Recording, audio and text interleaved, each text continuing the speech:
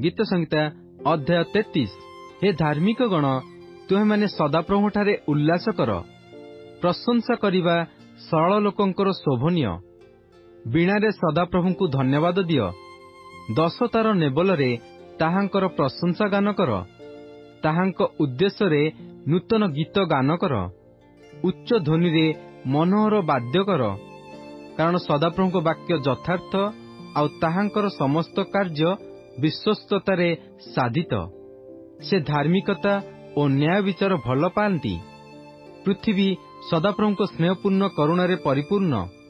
गगनमंडल सदाप्रभुଙ୍କ वाक्यरे आउ तहिर समस्त बाहिनी ताहांक मुखर निश्वासरे निर्मित। से समुद्रर जलसमूह को राशितुल्य एकत्र करती। से बारिधि समूह को भंडार संचय करती। समुदाय पृथ्वी सदाप्रभुଙ୍କୁ भय करू। जगन्निवासी समस्ते ताहांक विषय भीत हेउंतु। से कहिबा मात्रे सृष्टि हैला, से आज्ञा करिया मात्रे स्थिति हैला। सदाप्रभु गोष्ठी मानकर मंत्रणा व्यर्थ करती। से जनवृंदर संकल्प सबु विफल करती। सदाप्रभुଙ୍କ मंत्रणा अनंत काल स्थायी। ताहांक चित्तर संकल्प सबु पुरुषानुक्रमे थाए।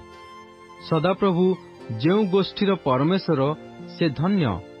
से जेउ लोकमानकु आपणा अधिकारार्थे मनोनीत करियछंती से माने धन्य। सदाप्रभु स्वर्गरु दृष्टिपात करती। से समस्त मनुष्य संतान को निरीक्षण करती। से आपणा निवास स्थानरु पृथ्वी निवासी समस्तंक उपरे दृष्टिपात करती। से समस्तंकर हृदय गढ़ती और सेमानकर कर्म सबु आलोचना करती।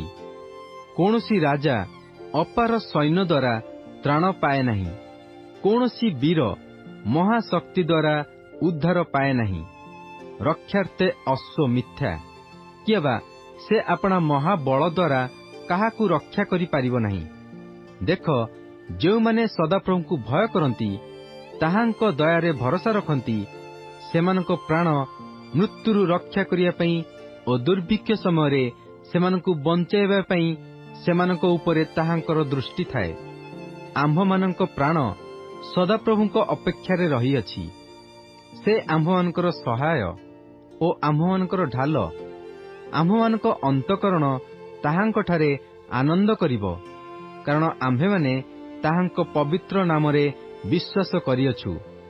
हे सदाप्रभु, तुम्भठारे आम्भेमाने भरोसा करिथिबा प्रमाणे आम्भमानक प्रति तुम्भर दया बर्तु।